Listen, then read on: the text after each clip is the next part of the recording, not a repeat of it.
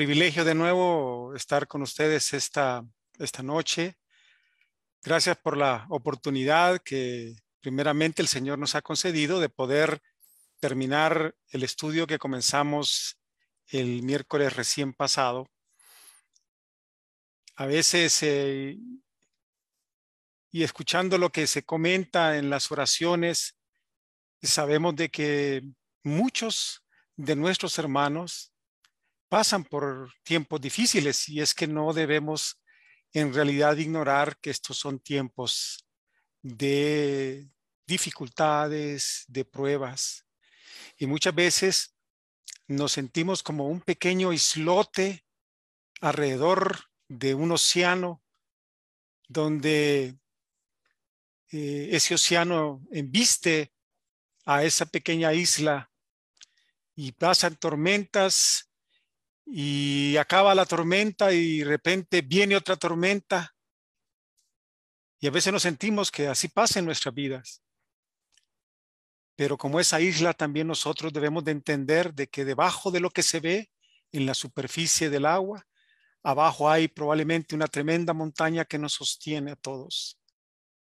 Y casualmente, por casualidad, viendo mi Biblia que tengo aquí abierta, encuentro un pasaje que llena de esperanza y de fortaleza. Y creo que es un buen pasaje para todos aquellos que de una u otra manera estamos pasando por tiempos difíciles, por tiempos de angustia. Y está en el Primera de Pedro, capítulo 4, el versículo 12, donde dice: amados, no os sorprendáis del fuego de pruebas que os ha sobrevenido, como si alguna cosa extraña os aconteciese, sino gozaos por cuanto sois participantes de los padecimientos de Cristo, para que también en la revelación de su gloria os gocéis con gran alegría. Ánimo, hermanos. Vamos a orar para poner este tiempo en las manos y la conducción del Señor. Padre Celestial, Señor, te damos infinitas gracias por tu bondad, por tu misericordia. Gracias, Padre, porque no hay duda de que tú nos sostienes bajo el amparo de tu mano poderosa. Padre, queremos doblar rodillas ante ti, ante tu majestad, Padre, para aclamarte, para darte gracias, para darte la honra y la gloria solo a ti, Padre. Ponemos este tiempo, Señor, en tus manos, en tu guía. Danos la sabiduría, danos las palabras, Padre, para poder hablar de tu palabra y que mis hermanos tengan sus oídos abiertos, pero también su corazón blando y dispuesto, Padre, para entender y aplicar tu palabra como tú quieres en la vida de cada uno de ellos y en la mía. Padre, gracias por este tiempo, gracias por tu amor, gracias por tu cuidado. Te ponemos a nuestras familias a tu cuidado. Gracias porque nos has prestado a nuestras esposas, a nuestros hijos, que son tuyos. Cuídalos, Padre. Cuida a tu iglesia, cuida a tus pastores, a los líderes y a cada uno de los miembros que aquí nos congregamos. Y te damos infinitas gracias por la oportunidad de estar esta noche reunidos una vez más en coinonía, en unión y en amor. En el nombre de Cristo Jesús oramos. Amén. Estábamos el miércoles recién pasado hablando acerca del tema de la prioridad del pastor. Y gracias porque podemos concluir este estudio para que realmente quede todas las cartas colocadas sobre la mesa y que podamos realmente evaluar basado en el fundamento de la palabra y mencionando la gran responsabilidad, el privilegio que tiene el ocupar esa posición, realizar esa función de ser pastores de una congregación. Y en la reunión pasada estuvimos viendo algunos aspectos sumamente importantes. Hablamos mucho de la vida personal de la vida devocional del pastor, de la importancia de que esta vida devocional lo lleve a una comunicación plena y casi perfecta con el Señor. Tener también una entrega a la proclamación de la palabra y lo que eso implica, basados en el fundamento de los apóstoles y de la piedra angular que es Cristo Jesús, y sobre ello seguir edificando a los santos. Y creo que vimos claramente esa necesidad y esa demanda que proviene obviamente de un llamado interno especial que hace el Señor de manera con dedicación para las personas que obviamente van a tener este carácter de ser cuidadores de la grey, y vimos esa analogía que hace el Señor, esa comparación entre lo que es un pastor de ovejas, obviamente en aquel tiempo, y de la actividad misma de cuidar a estos animales mansos que decíamos que requerían de tremenda dedicación, tiempo completo, absoluto, dedicado a poder sostenerlos, a poder evitar ser las víctimas de las presas que obviamente rodean, pues son animales dóciles, y obviamente hasta incluso cuidarlos por donde caminan, hacia donde van a alimentarse y a donde van a beber. Y obviamente vemos en la escritura tremendos pasajes como el Salmo 23, también dando esa misma analogía, ¿no? De hablar de llegar a lugares de pastos delicados y de aguas de reposo, donde pudiésemos nosotros pasar tiempos especiales, satisfaciendo obviamente nuestras necesidades fundamentales. Pero también quedamos en que íbamos a hablar de uno de los puntos también más importantes que estos siervos del Señor tienen, que es casualmente la labor en donde se fundamenta su nombre, y es pastorear, guiar el rebaño, cuidar del rebaño, alimentar el rebaño, cuidarlo, ir por él si se ha perdido y traerlo de nuevo al rebaño, y al final dar cuentas por él. Y hoy vamos a concentrarnos en esa faceta tan importante dentro de lo que es la congregación, dentro de lo que es la iglesia, el pastorear. Y vamos a irnos inicialmente a un pasaje, igualmente ahí en el libro de Primera de Pedro, en el capítulo 5, y vamos a empezar a leer desde el versículo 1. La Reina Valera lo intitula Apacentad la grey de Dios. Y dice: ruego a los ancianos que están entre vosotros, yo anciano también con ellos, y testigo de los padecimientos de Cristo, que soy también participante de la gloria que será revelada.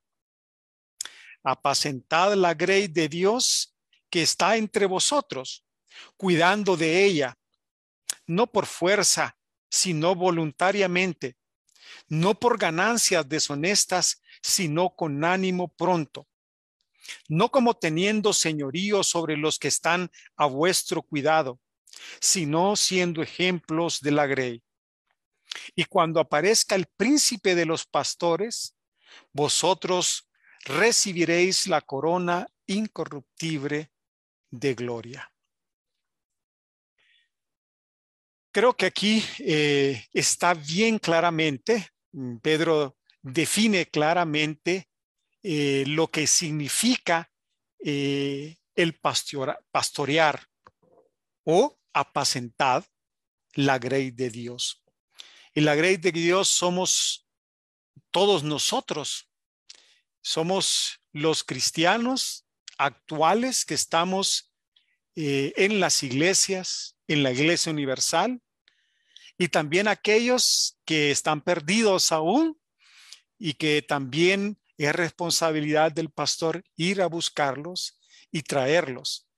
Ya lo hemos visto también con la gran comisión, con ese mandamiento que se le dio inicialmente a los apóstoles de ir y predicar y bautizar en el nombre del Padre, del Hijo y del Espíritu Santo y traer esas ovejas perdidas al redil. Y aquí Pedro claramente establece esa responsabilidad con la grey de Dios que está entre vosotros, entre nosotros. Y da entonces claramente algunos elementos importantes de los cuales debemos de ampliar. Primero, ver que hay que cuidar de ella. Estas ovejas están encomendadas a los pastores para que sean cuidadas. Y eso de ser cuidada, volvemos a la misma analogía como la que tengo ahí en la imagen. A mí siempre, como decía, me encanta ilustrar con estas imágenes de la imaginación de pintores relevantes. Las ovejas requieren cuidados de todo tipo, de toda naturaleza. Necesitan guía, necesitan que les indiquen el camino. E incluso se les debe de indicar comer, la hora en que comer, cuánto comer, colocarles cerca el tipo de alimento necesario para que puedan desarrollarse internamente bien, saludables, llevarlas a pastar y llevarlas a beber. El ser humano requiere de muchos cuidados, tiene muchas necesidades. Pero creo que de las más importantes son las necesidades espirituales. Porque nuestra vida a veces es como un carrusel, ¿no? O como una montaña rusa, que de repente subimos y estamos tranquilos, pero queremos compartir esa alegría, esa estabilidad, cuando estamos en el pico alto de la montaña rusa. Y también nos vemos en la necesidad de compartir la alegría, la satisfacción, las recompensas que logramos, los logros, los éxitos.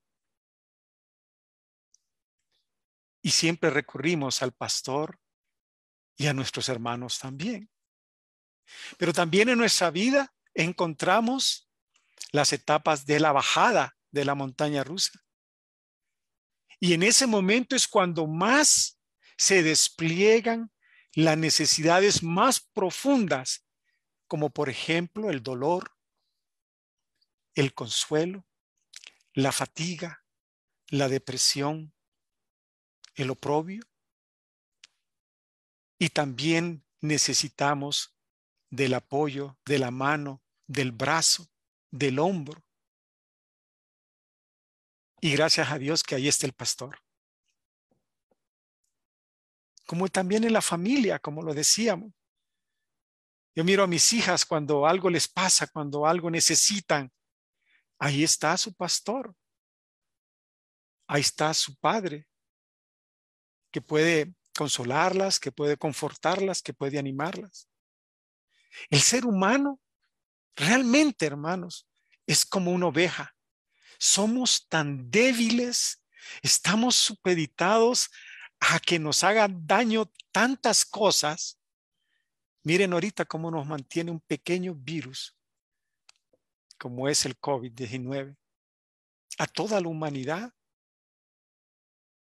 ¿Cómo es posible que una pequeña espina tan pequeña puede incrustarse en nuestra piel y hacer tanto daño y generar tanto dolor? Somos tan débiles en la creación. ¿Y cómo dependemos entonces del apoyo, del cuidado de los que están más cercanos, de la familia y de la familia de Dios también? Y hay que reconocer qué satisfacción da que podemos recurrir a estos hermanos en comunión, estos hermanos que tenemos y compartimos tantas cosas espiritualmente hablando, la fe, la esperanza, la necesidad del gozo, el contentamiento, y que nos podemos entender basados en la palabra. Y qué triste pensar que hay tantos que no pueden tener esta ventaja y que aún se resisten a mantenerse aislados como esa isla rodeados de agua. Pero ese cuidado que no tiene hora, que no tiene día, no sabemos cuándo estamos en la parte alta ni cuándo puede venir caer en la parte baja. Puede presentarse en cualquier momento, en cualquier tiempo. Y cuando encontramos un pastor que usted le llama a medianoche por una dificultad, por una necesidad, por una dolencia, y está ahí con usted. Hermanos que aunque no sean pastores estén ahí con usted. Pero como digo, no hay cómo compartamos también el mismo fundamento, la fe y la misma esperanza. Y que lo hagan no por fuerza, sino por la misma necesidad imperiosa que este llamamiento les ha provocado como un fuego interior en donde se le demanda por necesidad interna. Es como una evolución que decíamos interna, ¿no? Que las vísceras están ahí preocupados por nuestros hermanos y estar prestos, ¿no? Pendientes y prestos a acompañar. Y eso es hacerlo de manera voluntaria. Y todas las cosas del cristiano son voluntarias. Y ahí la diferencia cuando se dice que somos esclavos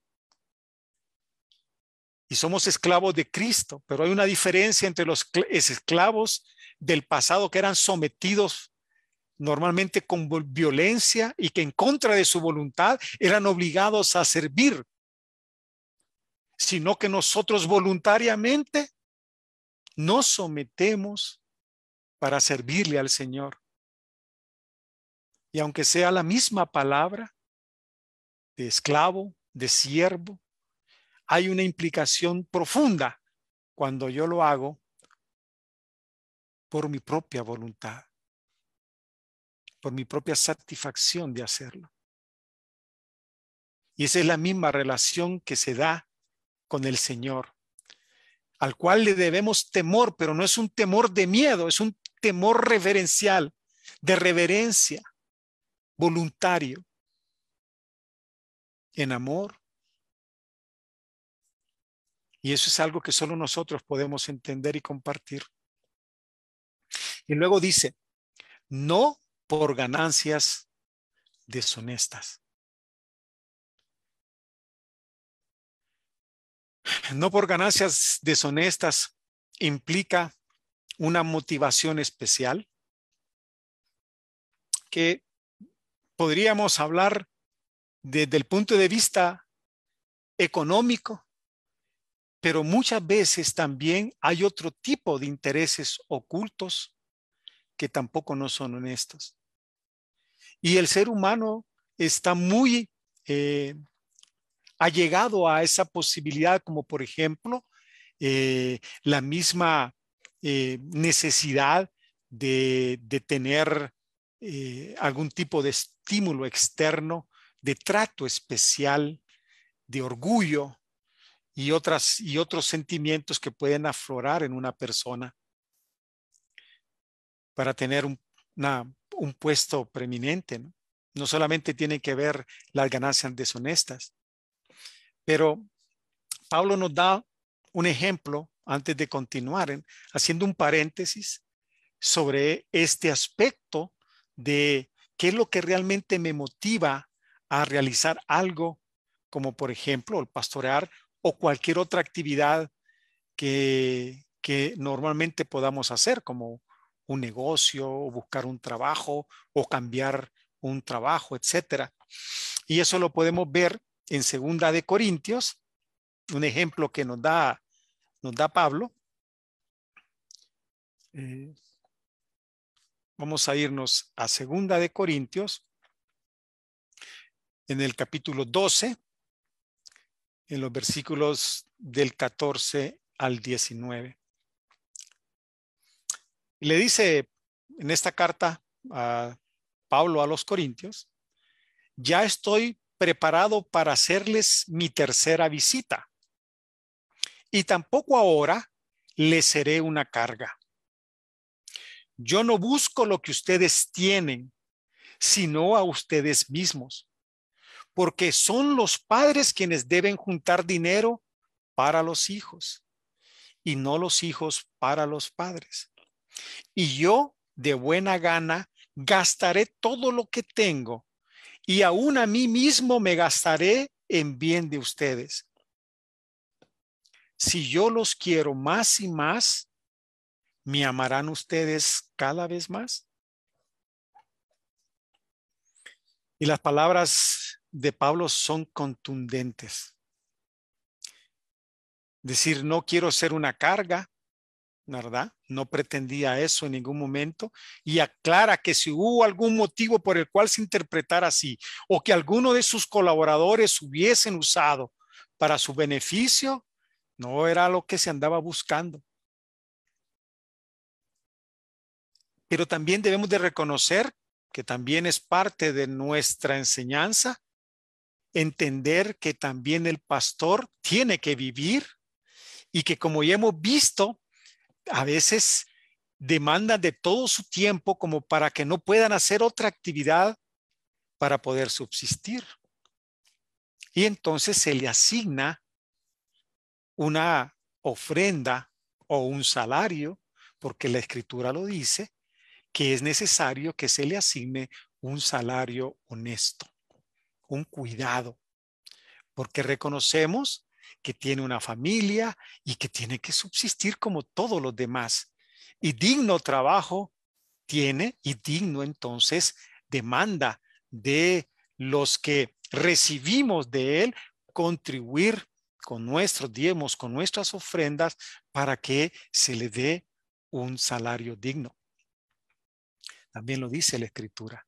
Pero en realidad no es el motor que mueve al pastor para que él actúe en la actividad del pastoreo. Yo recuerdo que lo mencioné cuando hablamos el Día del Pastor, de este hermano Ricardo, que en paz descanse, que lo conocí en el seminario, y lo vi cuando empezó su primera congregación, su primera iglesia, y tenía un ingreso que daba a los hermanos como salario de 5,000 lempiras. Y tenía a su esposa, y todavía tenía 2 o 3 hijos que estaban con él todavía bajo su techo, que debía obviamente proveer. Y aunque también su esposa trabajaba, era mi secretaria cuando trabajaba yo en la Secretaría de Educación, y de repente se le atrasaba el salario porque trabajaba por contrato. Y uno se pone a pensar cómo podía sobrevivir con un ingreso como tal. Y en realidad la falla no es del pastor, ¿no? La falla es de la congregación. La falla es de la congregación y la falta del conocimiento y de la sensibilidad de esta enseñanza de que el pastor requiere un salario digno, porque digno también es su trabajo. No seamos como Sarita, que decía, mi papá no trabaja porque es pastor, porque en realidad nosotros podemos verlo cuando nos toca. Esta semana a mí me ha tocado pues poder compartir un honor, privilegio, pero no sé si lo tendría que hacer todas las semanas, lo que eso implica, porque preparar para hacerlo de manera correcta, como ya lo vimos, se requiere de horas de leer. Y es como lo hacen los que producen queso, dice, ¿no? Que tenemos que agarrar la leche de diferentes vacas para lograr entonces juntarla toda y lograr una cantidad de queso o de mantequilla. Y así es la preparación de los mensajes. Hay que ir a pepenar, ir a buscar de diferentes soportes, siempre la Biblia primero, y luego entonces conformar. Y eso requiere tiempo. Tiempo y dedicación y sobre todo pasión, como ya lo vimos. Y regresando de nuevo siempre a Pedro. Te dicen, no por ganancias deshonestas, sino con ánimo pronto, no como teniendo señorío sobre los que están a vuestro cuidado, sino siendo ejemplos de la grey. Y aquí hay algunos aspectos interesantes. Eso de ánimo pronto, como les decía, esa necesidad del pastor de estar pendiente de las necesidades de la congregación y en el momento en que se le demanda, no importa la hora, ahí está. Yo lo he vivido. En esos tiempos de bajada, como se los comentaba, en la muerte reciente de mis familiares, ahí estaba el pastor, independientemente la hora que era.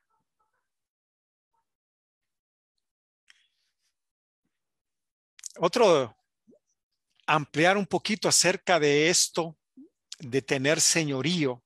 ¿A qué se refiere esto? Lo podemos ampliar en el libro de Mateo, en el capítulo 20, versículos 25 en adelante.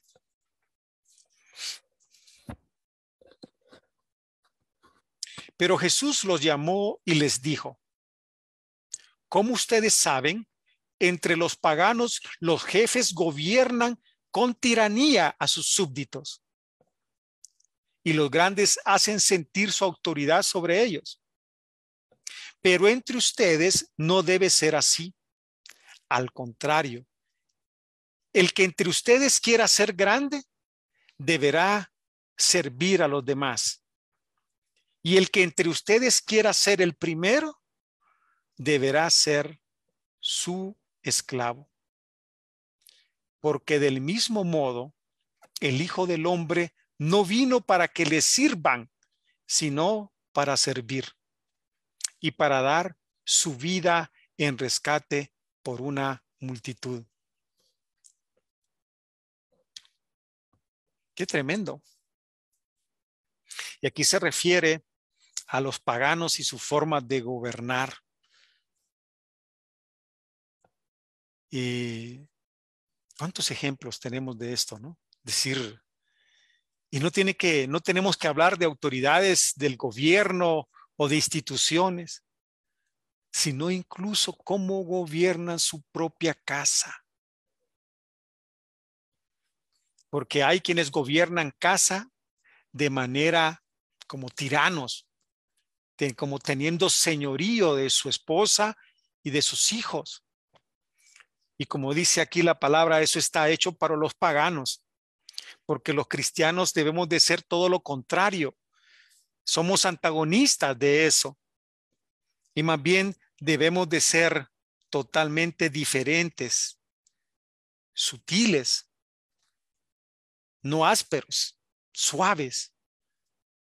Y no solamente para el trato con nuestras esposas, con nuestros hijos, sino para aquellos que trabajan para con nosotros, nuestros colaboradores. En aquel tiempo decían los esclavos. Recuerdo que una vez en una ferretería, ahí en el Boulevard Morazán, entré a comprar una pintura y de los dueños escuché discutiendo en algún momento, por casualidad, con un empleado. Y lo trató de una manera que le recordó la madre creadora de su existencia y todo lo demás. Y fueron las palabras más duras y soeces que he escuchado de parte de esta persona, tratando a sus empleados. A los años, esta persona terminó en la cárcel. Terminó en la cárcel.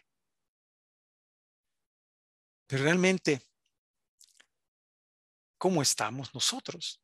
Entonces, es muy fácil porque son como de eso, cuando estamos a la merced de ese león rugiente, fácilmente caer en una situación en que por la posición que de repente podemos ostentar, nos volvemos prácticamente, eh, como dice la palabra, paganos y ocultamos hasta lo más profundo nuestra cristiandad y se nos olvidan las enseñanzas.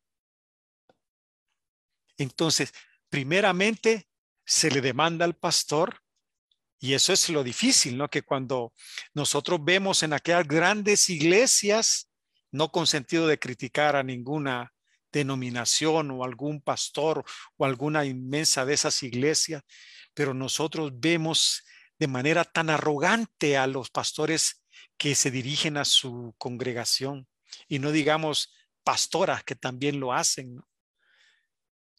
De una manera impresionante. No sé cómo lo permiten y cómo lo aceptan, pero hay toda una estrategia con respecto a eso, ¿no? De cómo dominar esas masas para que acepten todo lo que se les diga. Aunque esto lo lleve, como decíamos, no solamente a la perdición, sino que al final a la muerte eterna, a la condenación. Y obviamente, al final dice, y cuando aparezca el príncipe de los pastores, vosotros recibiréis la corona incorruptible de gloria. Esa es lo que deberá motivar entonces a los pastores, esa recompensa que el Señor promete. Vámonos a ver de qué se refiere con esto, ¿no? En segunda de Timoteo,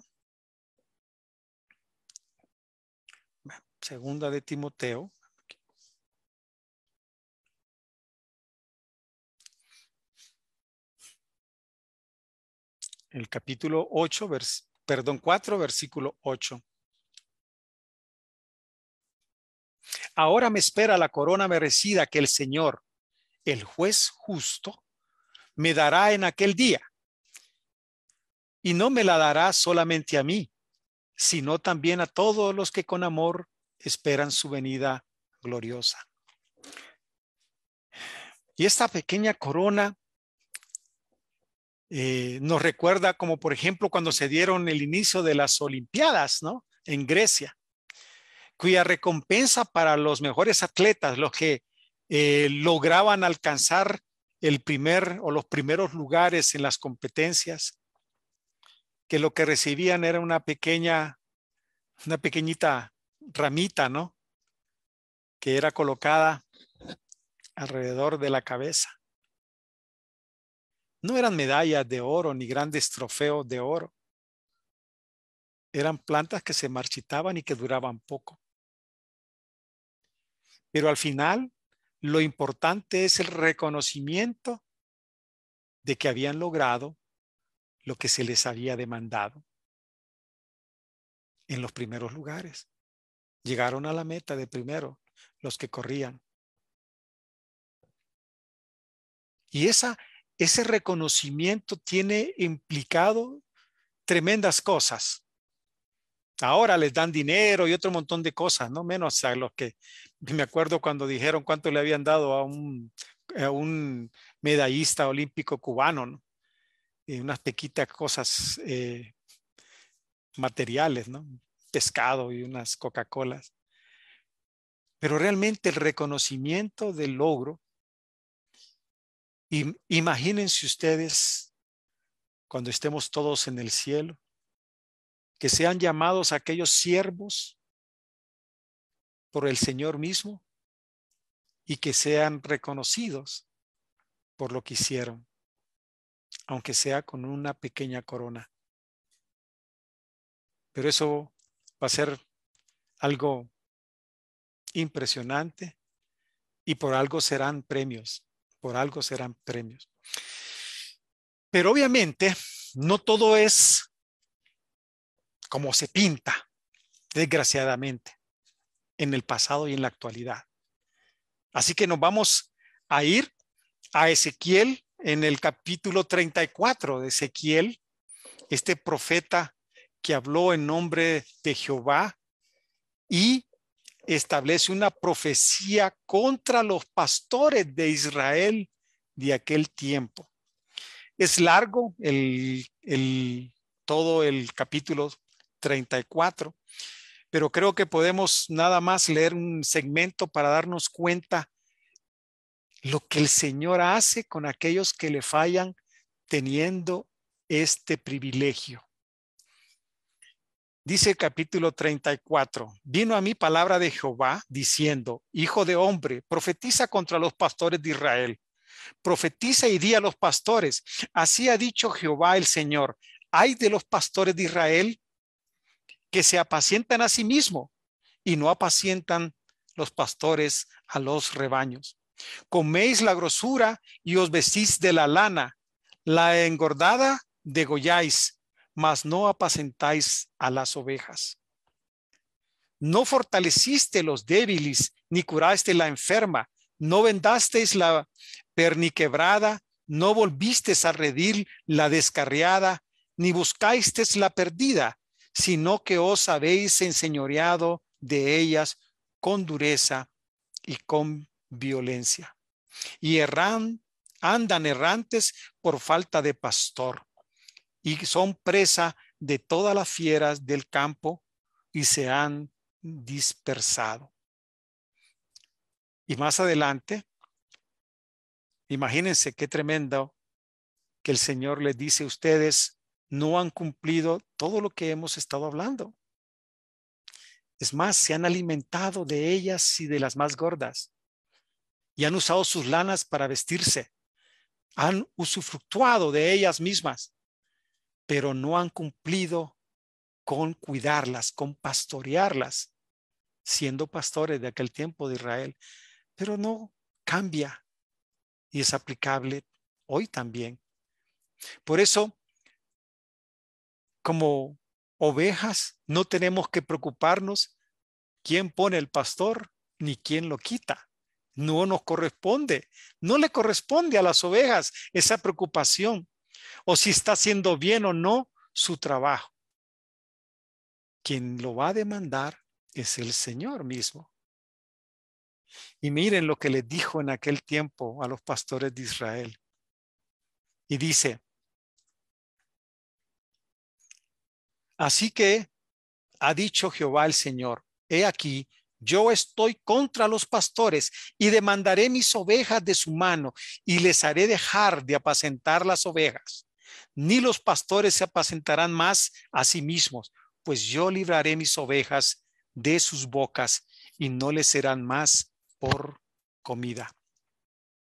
Porque así ha dicho Jehová el Señor, he aquí, yo mismo iré y buscaré mis ovejas y las reconoceré. Fuera preocupación, ¿no? Hay que entender que las ovejas son del pastor de los pastores y que los pastores sobre la tierra solo están comisionados para realizar una tarea. Por lo tanto, ¿quién se encarga de garantizar que los pastores hagan lo que tienen que hacer o quitarlos? Es el Señor mismo.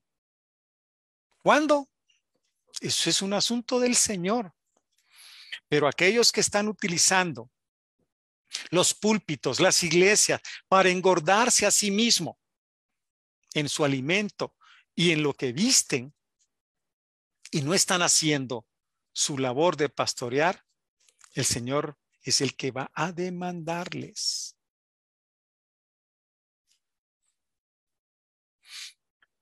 ¿Y cuál es entonces el parámetro que debemos de entender todo esto? Entonces nos vamos al contrario para terminar en el libro de Juan. Volvemos al Evangelio. Y en el libro de Juan, lo decíamos la vez pasada,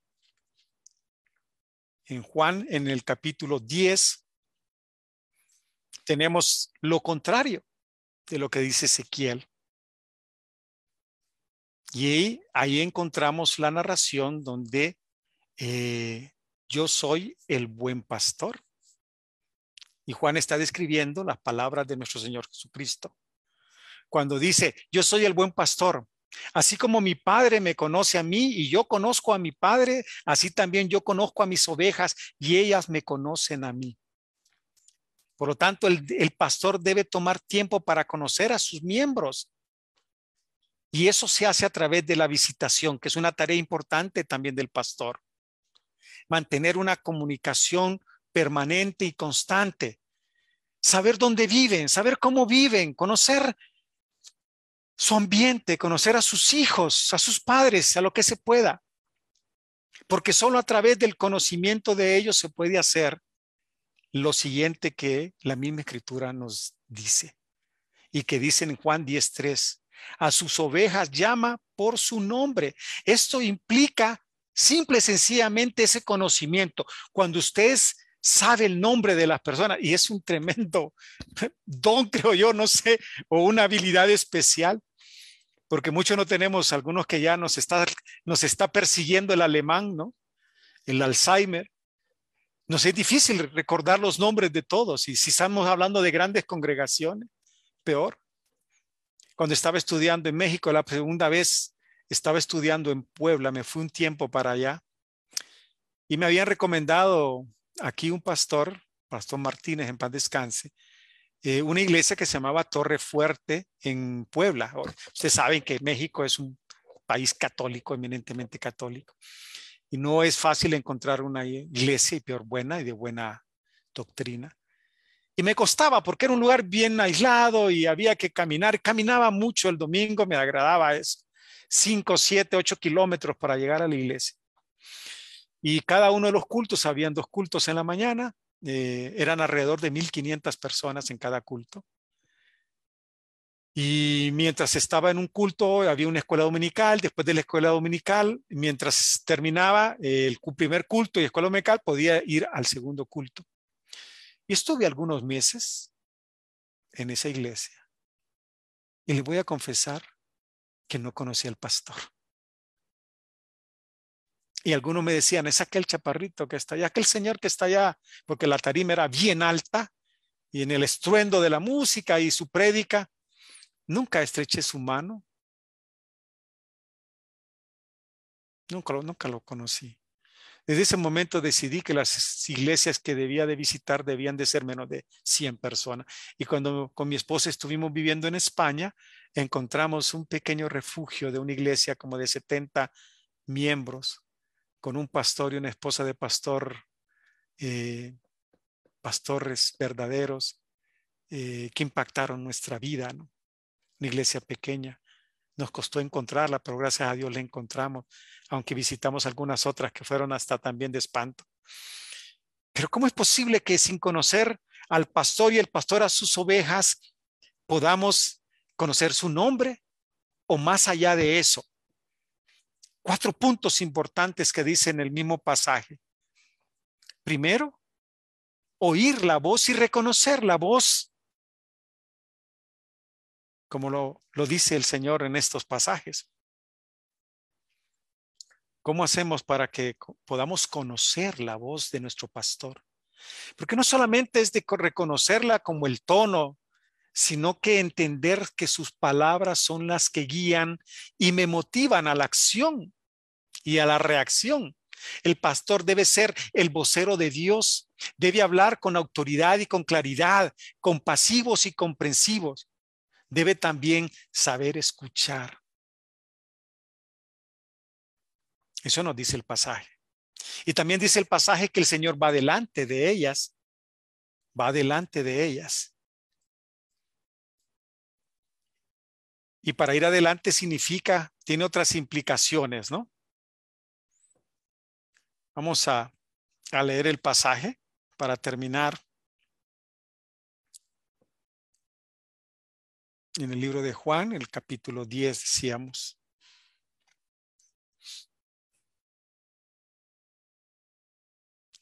Versículo 4.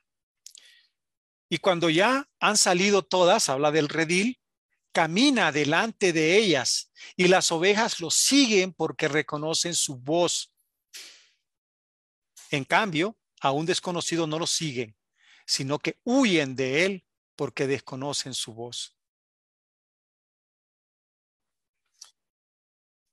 Y ponerse delante no es fácil, hermanos. Ponerse delante no es fácil.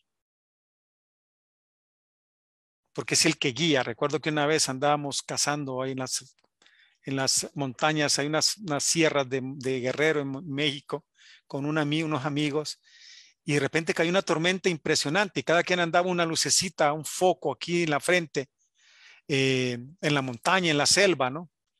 Cada quien con su escopeta, y era tanta la oscuridad por la lluvia que no se miraba nada, y solamente uno era el que tenía la más fuerte luz que alumbraba un poco, y entonces todos nos agarramos a él, se puso adelante y todos nos apegamos a él, porque a donde él pisaba, donde él caminaba, caminábamos todos. Y si él se iba al barranco, nos íbamos todos. Y si él salía bien, todos salíamos bien.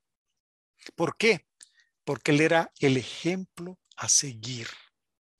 Paso que él daba bien, paso que dábamos bien nosotros. Aquí se hace igual. Las ovejas siguen porque él va adelante. El pastor debe ir delante con el ejemplo, vivir cada día lo que predica. Tremenda cosa. Y luego en el versículo 9 habla: yo soy la puerta, el que por mí entre se salvará. Será como una oveja que entra y sale y encuentra pastos, el alimento. Habla de hallar esos pastos, como en el Salmo 23 que decía: prepararse para compartir y enseñar la palabra y entrenar a los futuros servidores, porque los pastores no son eternos, también se cansan, necesitan descansar, perdón. Gracias a Dios, el pastor espero que esté descansando y nos esté viendo tranquilamente, aunque lo dudo, ha de estar haciendo algo con su labor pastoral. Pero así son y así se le demanda. Y por último, el pastor de los pastores pone el ejemplo máximo, sublime. El versículo 11, donde Jesús dice: el buen pastor da su vida por las ovejas.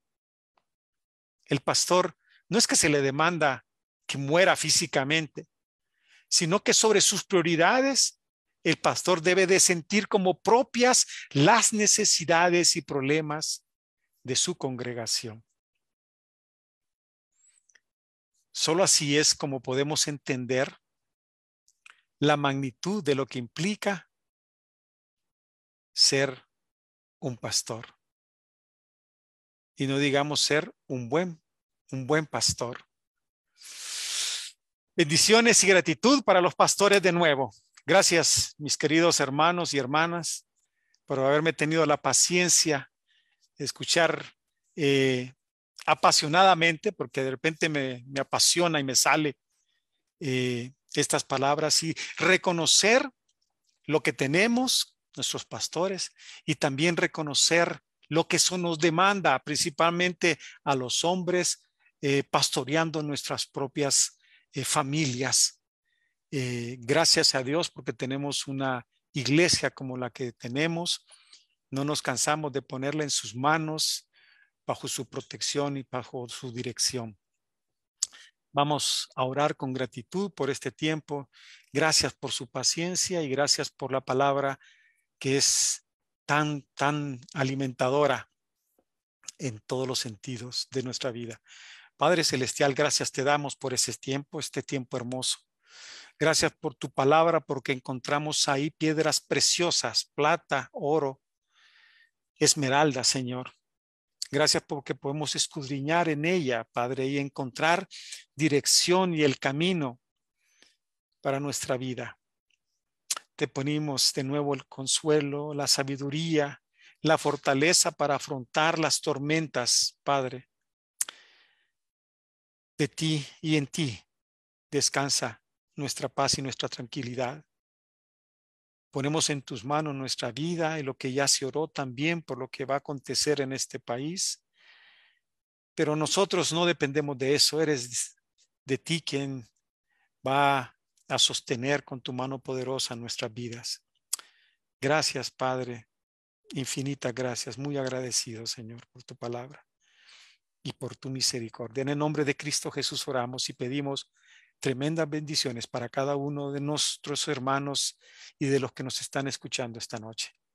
Amén y amén. Dios los bendiga, queridos hermanos y hermanas.